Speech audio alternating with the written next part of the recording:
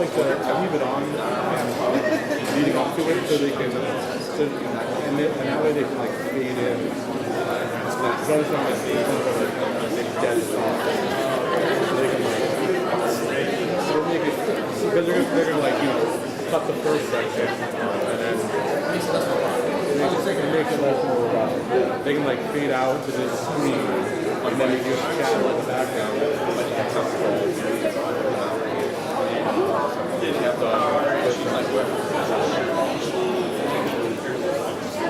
Yeah, they're gonna cut it.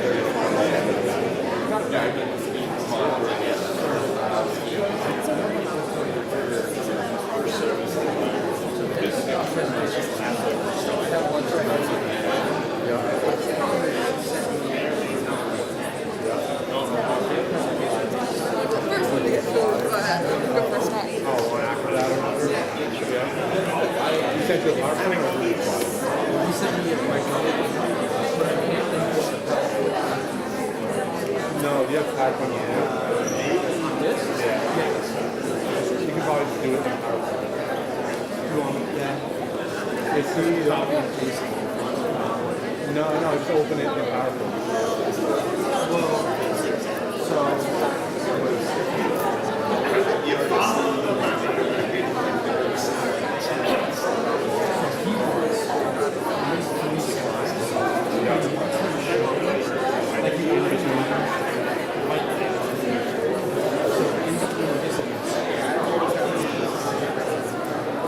so what I probably would do is I probably would put his PowerPoint on that and then he just control that and then he flip that. Because otherwise you're going to have to, I mean, unless there's time, I guess you would have to figure out the timing of it. If there's time for you to exit, switch back to this one slide, close PowerPoint. It would probably be smoother. You know what I'm saying? I probably would just put his PowerPoint there, have him just advance his three slides, and then when he's done, this will already be to go. You just won't have this. Yeah. You just won't have this anymore. Yeah, but now they yeah, I think so. That's a little bit.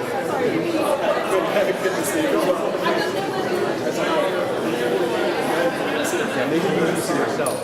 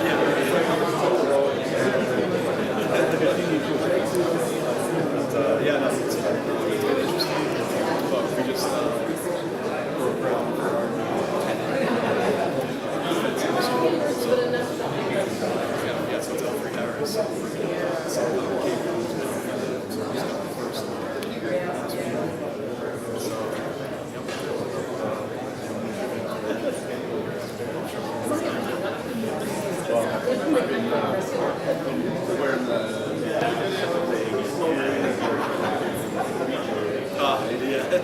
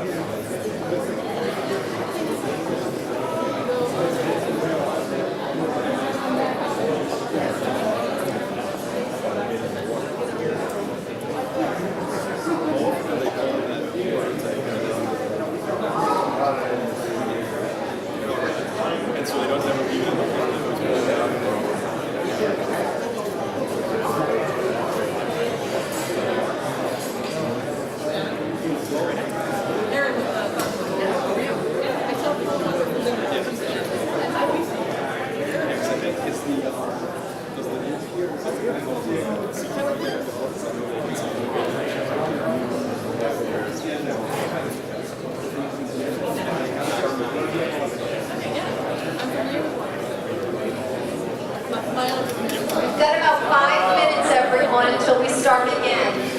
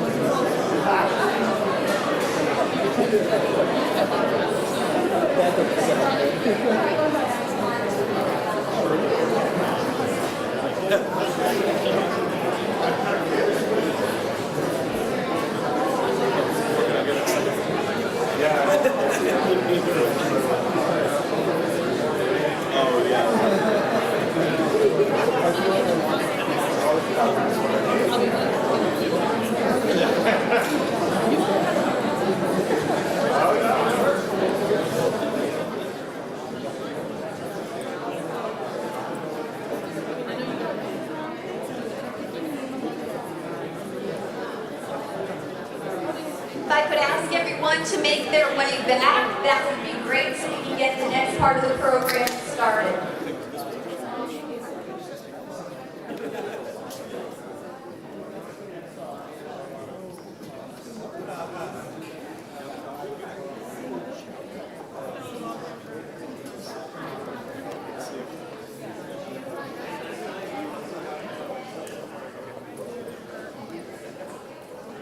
You can have mine.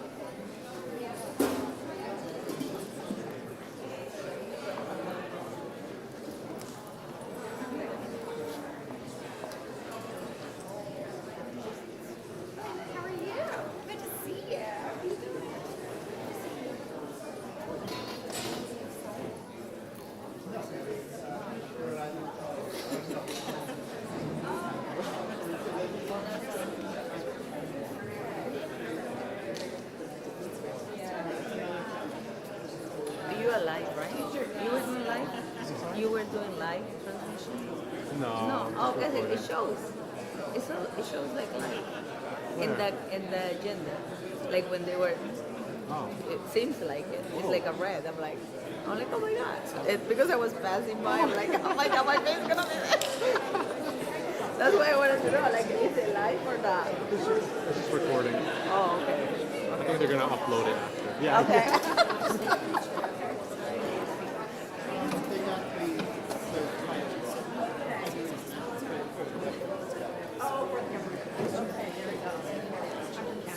Oh, you are? Oh, okay. That's great. Yeah. That's great.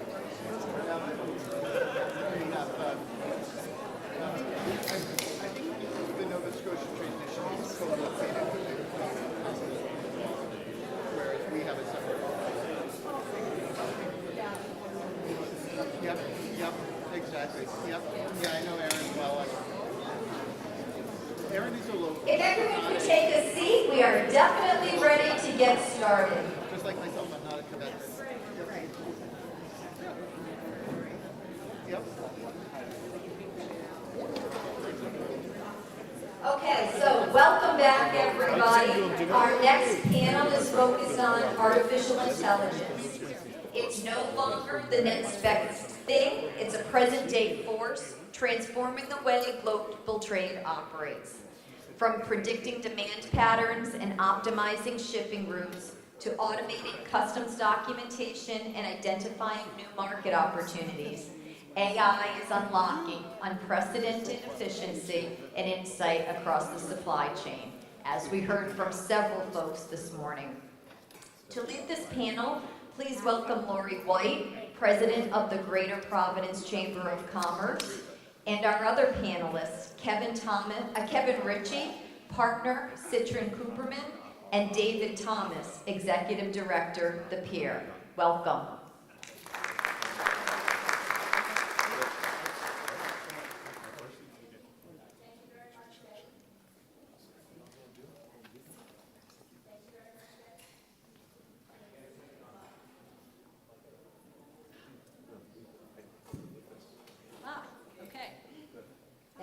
Thank you very much, Betty. It's a pleasure to be here. My name is Lori White. I've been president of the Greater Providence Chamber of Commerce since 2005, and it's a real privilege and pleasure to be here today with our colleagues at Bryant University, very strong members of the Greater Providence Chamber of Commerce, and many of you in the room today also members of the Chamber.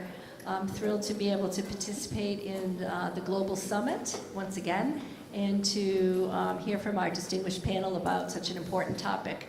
So with that, I think we'll begin by asking each panelist to briefly introduce themselves, and then we will get right into the topic at hand, which is AI. So Kevin Ritchie, Citron Cooperman. Thank you, Lauren. Good morning, everyone. My name is Kevin Ritchie. I'm a partner with Citron Cooperman, professional services and accounting firm in Providence. I am also the co-leader of our firm's risk advisory practice, and alongside my team, we provide a wide array of cybersecurity services to our clients, penetration testing, cybersecurity awareness training, and risk assessments.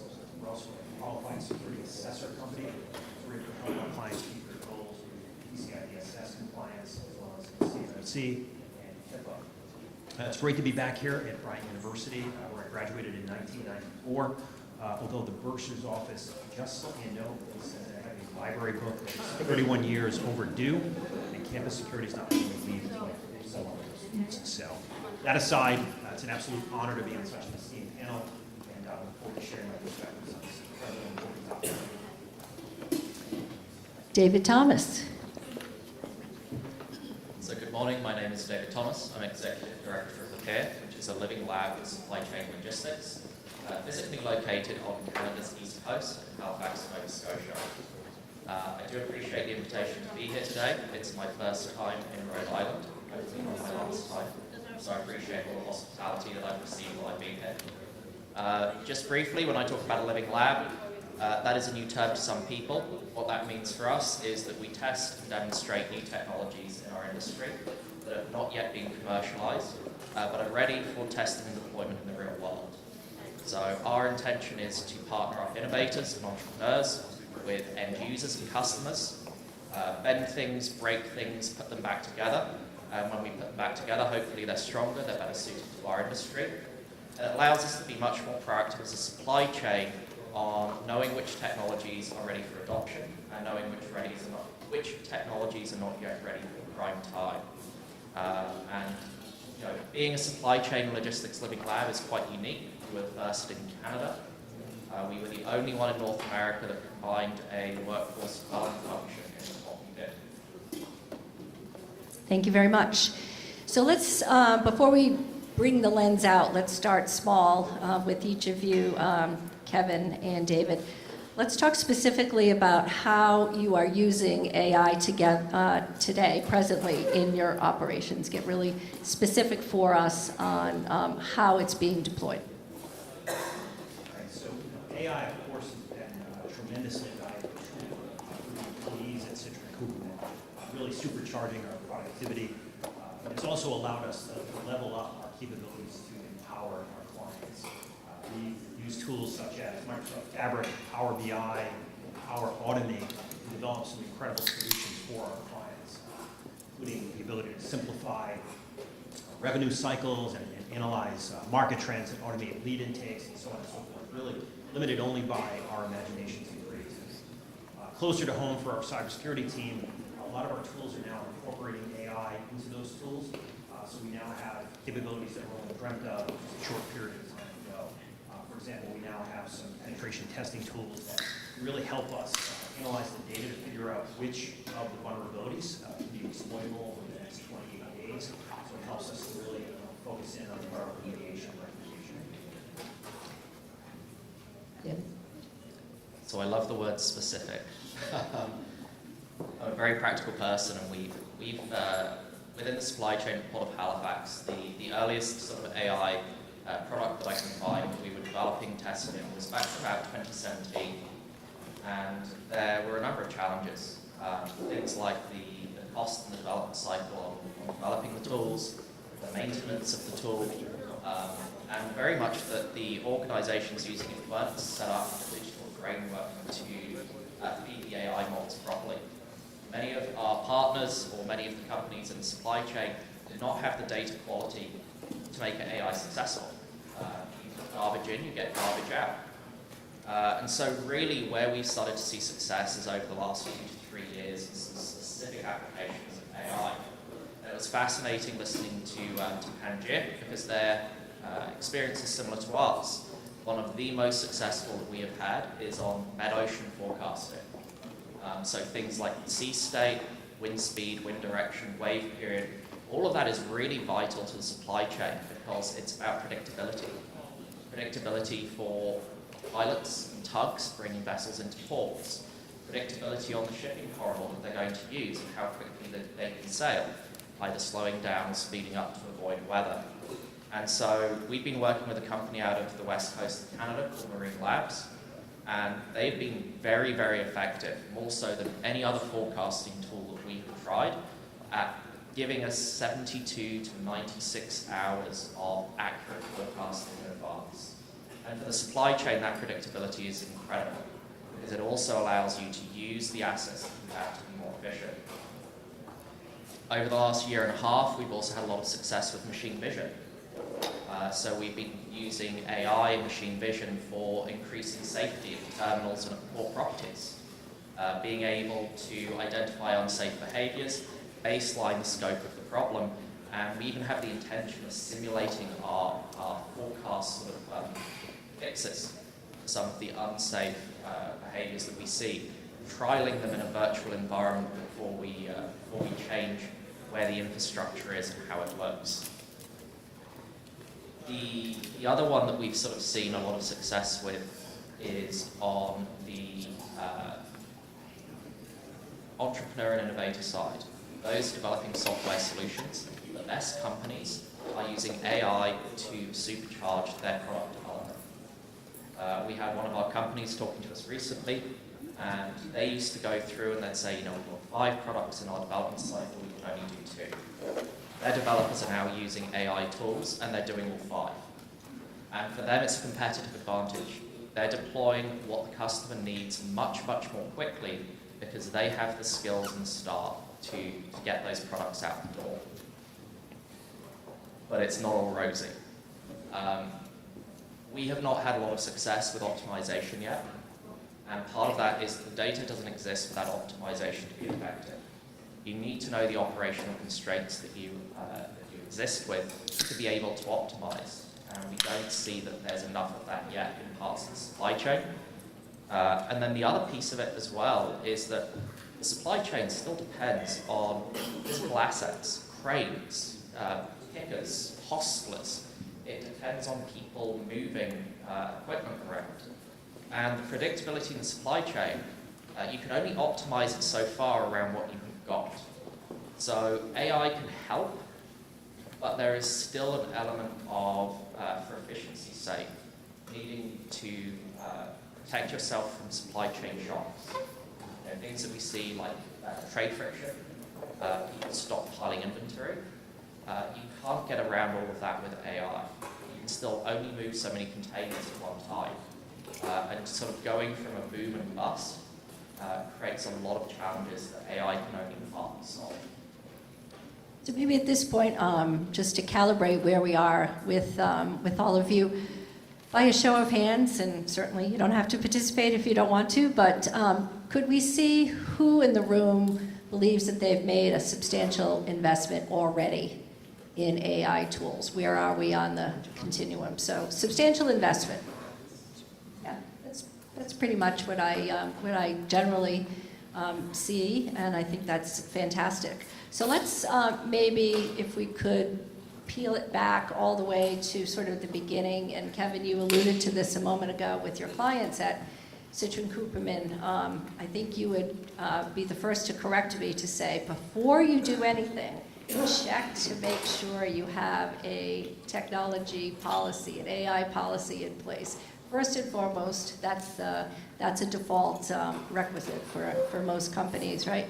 So that's sort of table stakes. But thinking about when a client comes to you and they want to enable a particular AI tool to increase their competitiveness, their productivity, tell us what you would do from a Citrin Cooperman perspective to walk the client through understanding what the client's objective is, business objective.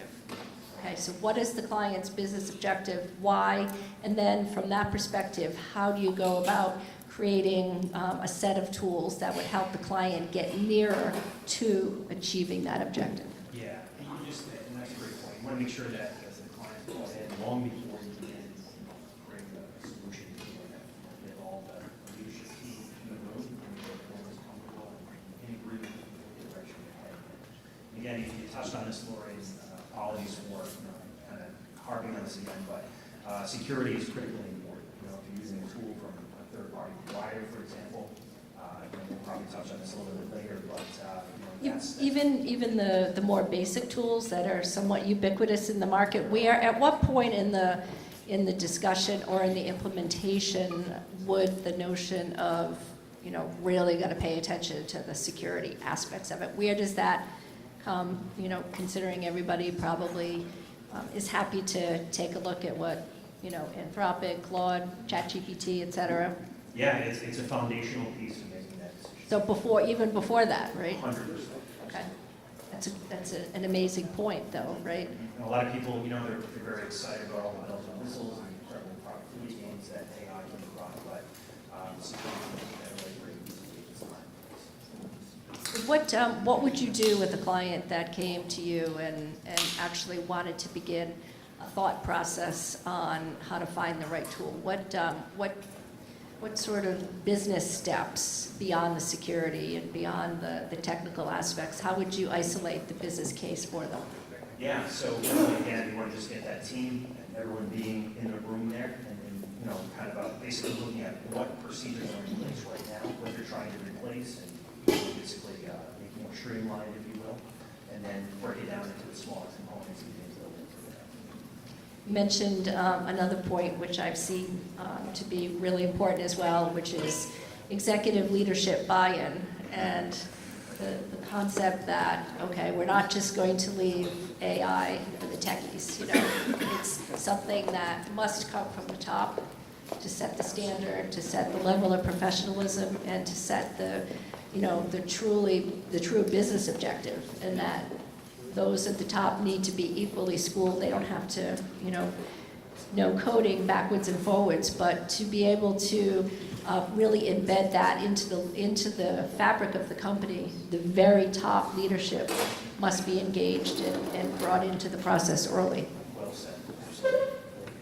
So Dave, let me go over to you, and you said something very interesting where you said you have not been able to really optimize it at this point. So take us through the same set of circumstances, how you, from the peer perspective, look at what specific business objectives you have and what you are continuing to do to find that point where the optimization really kicks in. So this is a really fun topic and fun question. Because a lot of the places that I go, incubators, accelerators, they're focused on the commercialization of new technology. They're taking the innovator standpoint. But your innovator needs a customer, and the customer has a problem that needs to be solved. And so we take a very much end-user customer focus to how we build these things out. And the first thing to do is distill down to what is the problem we're trying to solve. What is the value of that problem? And we had a couple of pretty hard learnings early on, where we did builds with innovators that were years in length and not very cheap. And then we came to the end, and the solution was more expensive than the problem we were trying to solve. And that's not a place that you want to be in. So the first thing for us in that business process is the value of the problem we're trying to solve. And then you start getting into the technology solution. And you have to find the solution that's going to work with your process, or how you can change your process. Another thing that we've evolved over the last 4 years is that now 60% of our project management time on testing these innovations is with the customer. Because you need your top level buy-in, you need your executive buy-in, but ultimately your operator in your operations center is the one that's going to be using this tool. And if they don't have the digital literacy, if they don't understand the impact of this innovation on their daily life, they are going to reject it. And a good solution is going to fail, not because there was something wrong with the solution, but because the customer wasn't ready. With all of that said, the reason I feel like we haven't been there yet with the optimization is that generally AI we find to be about 80% accurate. There are times where humans are just better skilled at certain tasks. So we've tested and tried things around just-in-time arrivals. But until the models are built with the right constraints, the models are built with the right data coming into them, the accuracy still isn't going to be there compared to the way that we do it today. I think we're a lot closer to an inflection point, within the next couple of years. But the challenge with AI optimization, and some of you may have found this, is if you haven't locked it in enough with your constraints, you're trying to optimize an open system. You can't optimize 800 vessels that are on the ocean at any one time for an exact arrival time, because that's not how the supply chain works. So, very verbose, I do apologize. When you've got a ship at sea, they might be going into a secondary port where they're dropping off 500 containers. They're going to then go into New York or New Jersey or LA Long Beach, and they need to hit their scheduled time. That vessel owner, that shipping line, is not going to adjust their arrival time at a discretionary port and risk losing their slot at a major port. So what we've been trying to do is we've been trying to fix the wrong problems with a lot of these optimization technologies. We're not recognizing how the supply chain works. So from our perspective, this is what we try to do. We try and really understand where the problem is, find the innovations, and then test them. And we're going to get there. So can you feed your large language model with specific data, like create a custom algorithm, if you will, that really, that you train it specifically so that it's level of accuracy can move beyond 80% and closer to maybe 90%, at least for now. You absolutely can, and that's where I see that we're getting much closer to it. But it is interesting, most of the successes we've had with AI are not the large language models. They're actually just things like the transformers, the things that we're using for forecasting, rather than traditional generative AI. And we've been trying things like Copilot for the organization, but the gaps around digital literacy are things that sort of inhibit us from making the most. And then when a user gets something back, like synthetic data, this is a personal bugbear point. When AI makes stuff up, it hallucinates, it creates synthetic data, the level of trust goes down, and you don't want to use it again. And you've essentially shunned an adoption of something that could help because you weren't willing to accept it's good enough most of the time. You're looking for it to be right all of the time. So the idea is to double check it, and when it comes up with something that's saying very specific, you have to say to yourself, gee, I wonder what the reference point is for that. So if you say, show your source, then you can coax the tool to either show you the source or admit that it was really, I won't say hallucinating per se, but maybe not citing the most accurate source possible. The thought about the digital literacy in the workforce, and Kevin, let's go back to you on that. Working with your clients at Citrin Cooperman, we've talked about getting the executive leadership of your clients to be fully on board. But David brought up a really interesting point about some degree of trepidation among the workforce because they think, okay, I'll never be able to understand that. B, AI is gunning for my job and my role is going to be eliminated. A third issue would be maybe the false notion that AI is only going to be a solution for automation on, very low-skilled front-end things that could easily be automated, but not reaching up into the level of professionalism to disrupt communications, to disrupt finance, to disrupt healthcare, to disrupt all of every single industry and every single job. With that, how do you work with your own workforce to get them to be really comfortable, to be open, to be curious, and to see where they can gain productivity and then be able to use that productivity to perform at an even higher level? Yeah, so certainly there is some trepidation, felt throughout the entire sector is being being threatened by the incredible powers of AI. But we just try to reinforce the fact that AI isn't just about replacing jobs. It's really just transforming roles, unlocking their productivity and creating new opportunities for them. That's the message that we're trying to send to our team. It's really, hopefully going to reshape the workforce by automating a lot of these mundane and repetitive tasks so that they can focus on personalized and exciting and engaging work. That's the message that we're trying to convey. And what humans can do working alongside the tools. A tool will never be able to replace human judgment, human empathy, context. And I'm sure during the industrial age, there were similar fears, the advent of the internet, Google, I'm sure there were similar fears. I do think, admittedly, that AI is swinging at an exponentially more speed at this time, so I can understand that trepidation. Yeah. David, building on that as it pertains to global trade, which is obviously the theme for today, talk a little bit more about the precise response that you have and the knowledge that you have on this industry, and how people that are here today can take away something that will help them advance their footprint in the global trade arena.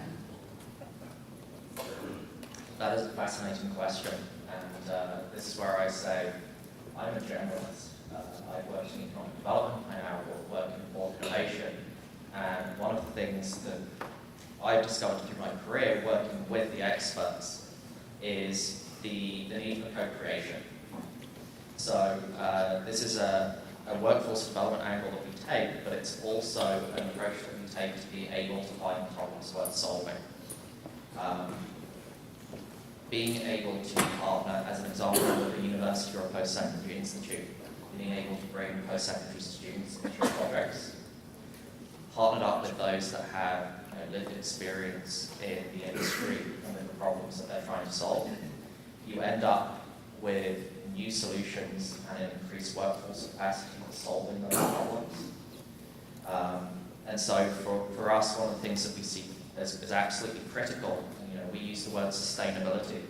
And that's because sustainability is the balancing of economic, social, and environmental. To ensure your economic future, you need to be also looking at your future workforce.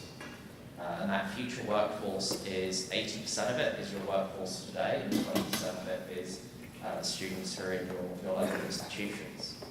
If you're able to use that incoming 20% to upskill the 80%, and be able to provide that domain expertise to your incoming workforce, that's really powerful. For those who are looking at international export, international trade, those that are currently doing it, one of the opportunities that we see with AI is that a lot of the organizations and the companies that you're going to be going to, like freight forwarders, they're using AI to be able to do pretty good forecasting of what your freight rates are going to be. They're able to answer more of your customs questions more quickly than they did previously because they're using these AI tools. Are there any specific AI tools that you find particularly valuable? On the freight forwarding side, I can't think of one off the top of my head.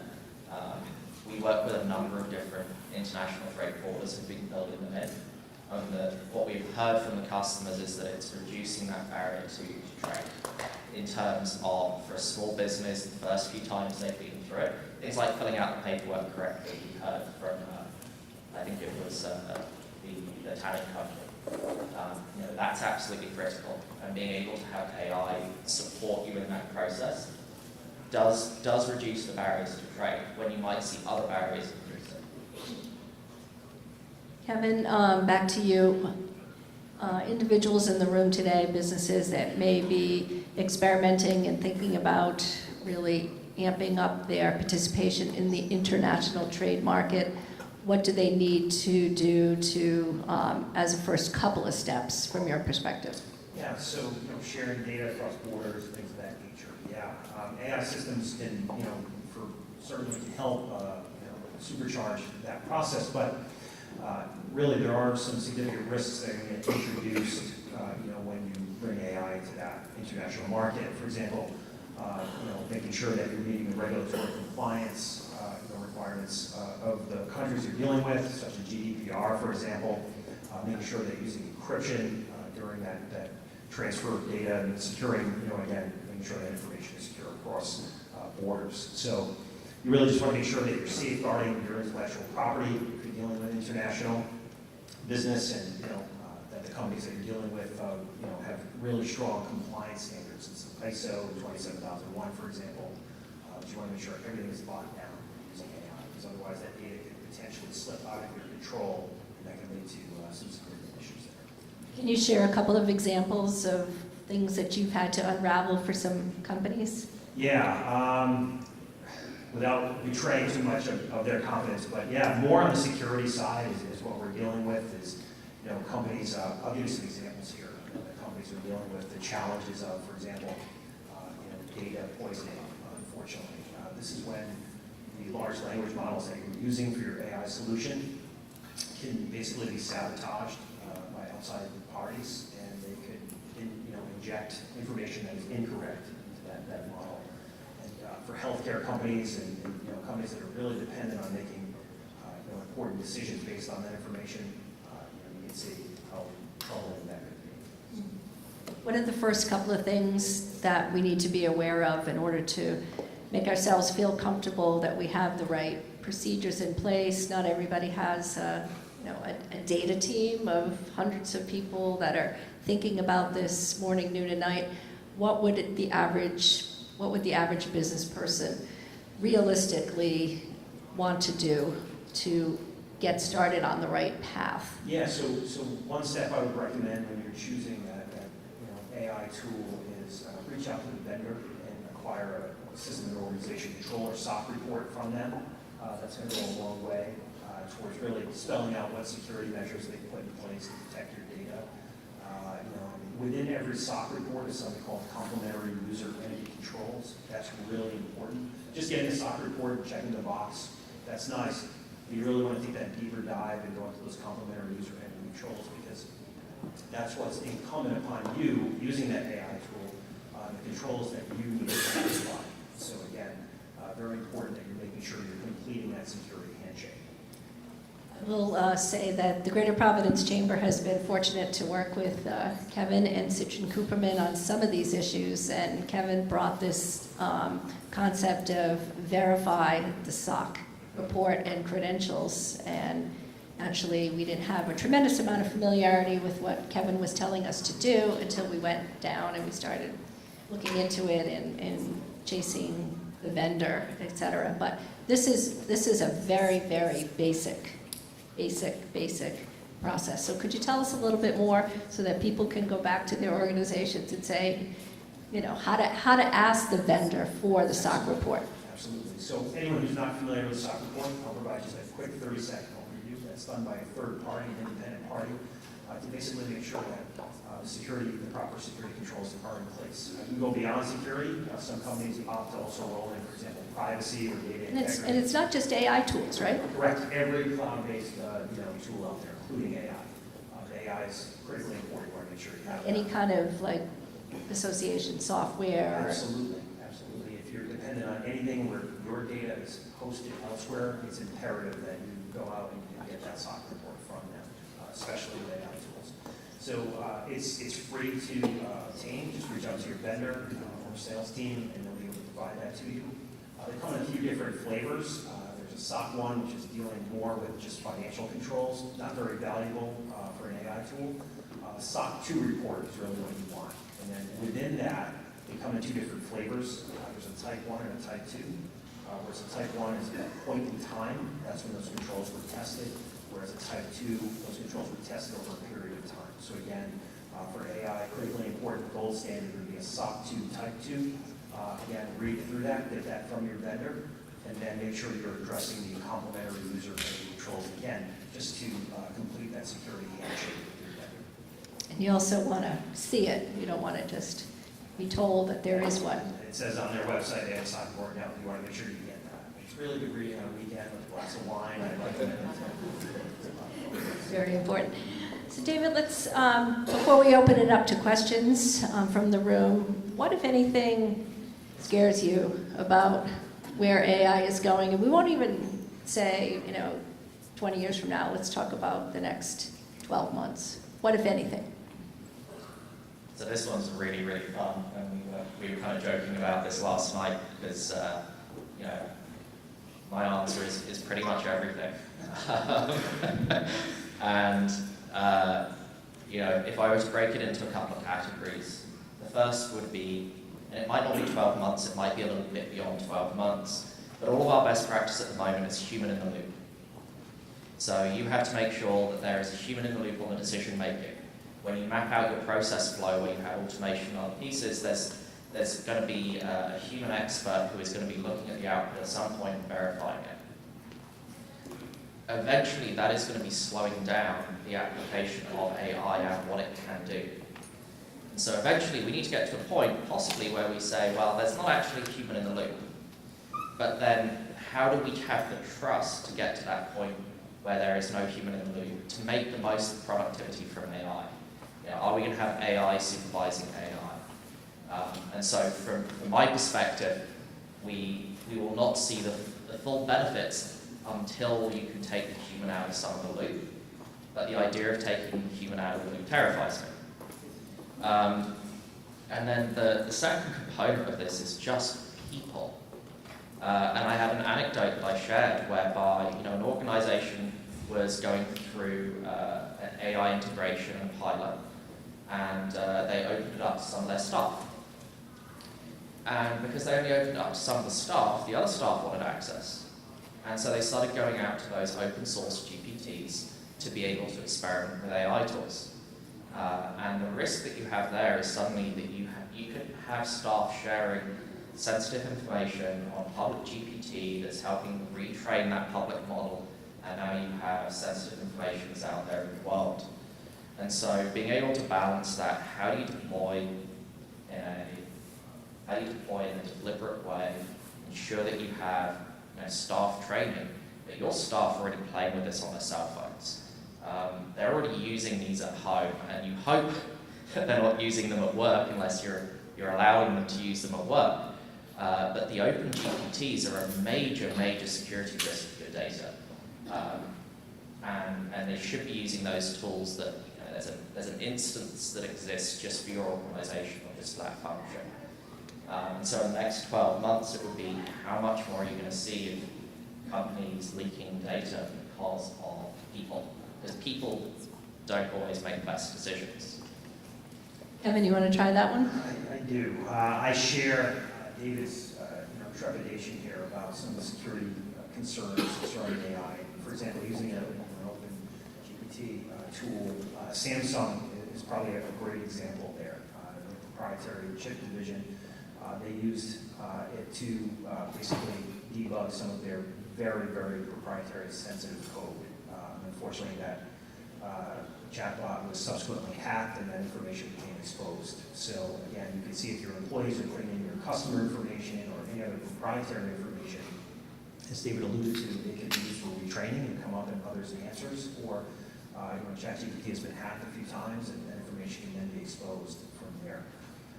If I may, Laura, if I could just take just a moment to talk about just a few other security concerns here. Unfortunately, AI is a wonderful boon to mankind, and it's incredible some of the things that it's unlocked for humanity, but unfortunately the bad guys have access to it as well, and that's the big concern I have, is that, for example, English is not typically the first language spoken by a lot of these cyber criminals that are out there, but AI has now leveled the playing field for that. And their social engineering campaigns, spear phishing, is now virtually indistinguishable from legitimate communications at this point. They have tools such as Fraud GPT and Worm GPT out there to spin up incredibly sophisticated malware with minimal to no coding experience. So they are using these tools for nefarious purposes on their end. And again, it also alluded to what's going to stop this bad AI may be good AI, which terrifies the heck out of me, quite frankly. That's one step away from Skynet, from the Terminator, if I'm not mistaken. So, but just one final example here, just to spoil everyone's lunch, is AI being used for deepfakes. So I just want to touch on that really quickly here as an example. AI has really unlocked the power of developing this synthetic media. Basically, an image of myself or anyone in this room speaking, saying words that they did not speak in reality. I think a perfect example is the British engineering firm Arup. Last year, their office in Hong Kong was asked to wire $25 million. The individual receiving that request immediately thought, to his, much to his credit, that this is a phishing email. This is not legitimate. I'm not doing this until I get on a Teams call with them, video conference. So we got the CFO from the UK on the call, as well as several senior management members in the finance department, and they said, yeah, no, we authorize you to transfer this. He went about doing it. Turns out, every single person on that call is a deep fake. They had been hacked, and unfortunately that money went out the door. So this is just a little peek at what we're looking at in terms of the sophistication that AI can unlock for the bad guys. So how did they hack the team's account and then they created avatars of the individuals? Exactly. And just a quick best practice there. It's very simple and very analog and old school, but consider setting up a passphrase, a verbal passphrase with critical vendors that you deal with, or even people within your own family. Quite frankly, it's going to happen on a personal level. Something that AI would never be able to ascertain. And that means if you are instructed to do something, you would first ask your brother, your mother, your business partner, your CFO, what is the passphrase? Exactly. Don't write it down either, and don't put it in your... Absolutely. And then if you don't get the passphrase back, then you know that something's amiss. Exactly. So Betty, should we open it up to the room at this point? Betty, do you want to start with a question? Sure. You know, in terms of forecasting, right, I think that is on everyone's mind right now because it is very difficult to do so in this environment, right, because there are so many uncertainties, right? Do you find AI helpful in forecasting to include the uncertainties in the global environment? I'd probably start with what we've seen, and generally yes, and I think we even heard it from the previous panel that AI can be a really powerful tool because it's looking for patterns and trends in that data. But we have a lot of innovators who walk in our door, and too many of them will claim that they can predict a black swan event. A black swan event you can't predict, like it's the definition of a black swan event. And so AI has its purpose, but it's only going to be able to go so far because it's been trained on existing data. So it's looking at old patterns, and you have to look, when you are working with an AI model, look at when was the last time it was updated, when was the last time it was trained, what is that from? Because as you know, like the last 5 years, the trade context has been in massive flux. COVID, Ukraine, the last 9 to 10 months, you really have a lot going on, and AI can get you part of the way, but I've not seen it get us all of the way. My question is around the transmission grid and electricity and the capacity of the grid in general. There's been studies that predicted that in some of the grid areas by 2030, before AI existed, that we'd need to update the transmission grid by somewhere around 76%. And given the energy demand that they have, what are your concerns around the energy demand? And then we've seen that AI, when it learns it's about to be shut off, has tried to circumvent that. And what concerns do you have around potential blackouts in the future, and then the need to shut off AI in order to provide critical needs to healthcare or other needs? Is that a real concern? I can start at the second part of that question. I'll defer to David for the first part there. About self-preservation for AI. I bring up a great point there. There's a study done that they were basically telling the AI model that they were going to shut it down, and the AI model had been fed fake emails unbeknownst to the AI model, and it actually stated that it was going to report infidelity on the part of the owner if they dared shut it down. And it actually made blackmailing threats. So I think it's really incumbent upon these AI companies to build in some kind of fail-safe for those types of situations, especially if they're running critical grid functions or military or things of that nature. Absolutely. Very much a concern on my part. They need a password, I think. Yeah, I think so. There maybe a couple of things on your first question, and generally at a company level, we haven't spoken to companies that are considering that are small businesses or even medium-sized enterprises, because they're just focused on the use of the tool themselves. When you start talking about generation, transmission, and energy consumption, that really is a systems level question. I've heard the same thing, and there are other global changes that are aligning with that increased demand too. We see electrification across a lot of our industry. So you've got this compounding of potentially increased energy use from AI along with electrification. And a little bit of this is education as well.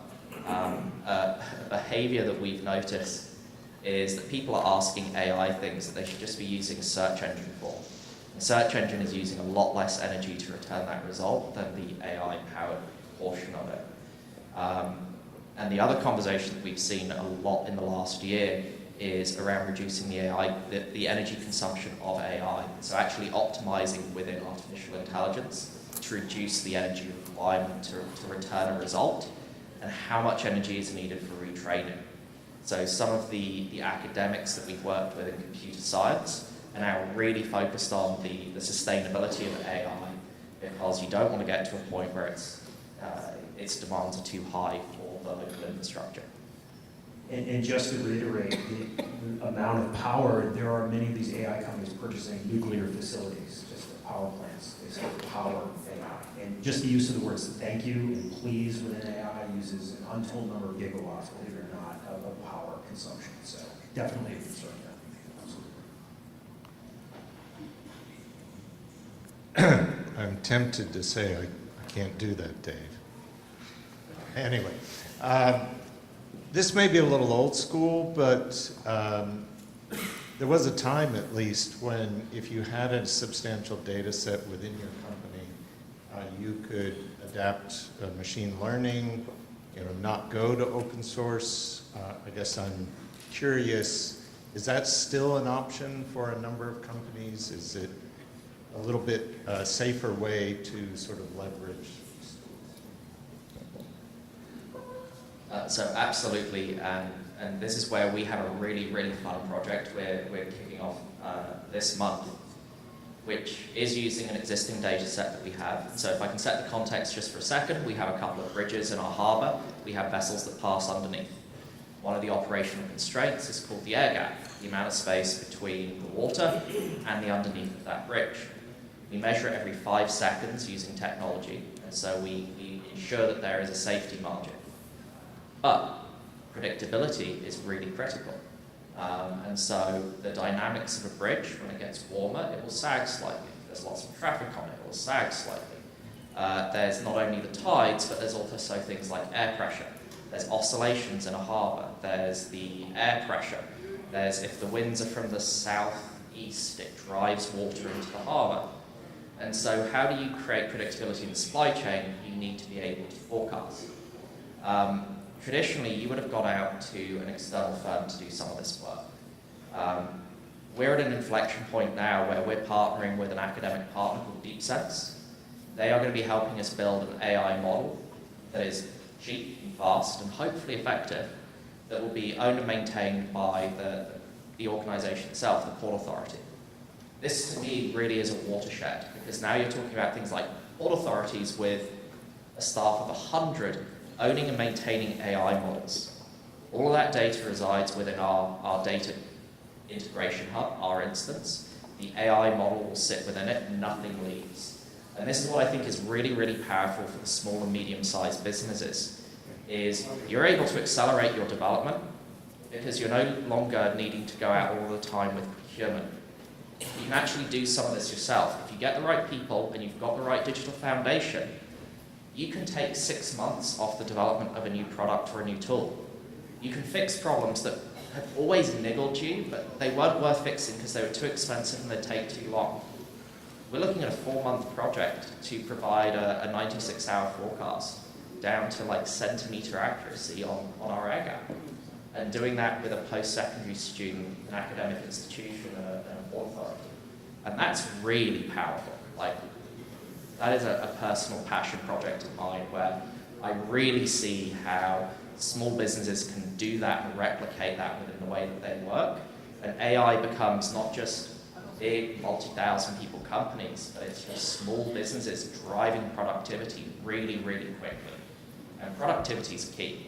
Like, that's how we make ourselves competitive, is productivity. Is there an AI tool that will restart a vessel engine if it stalls on its way to a bridge? So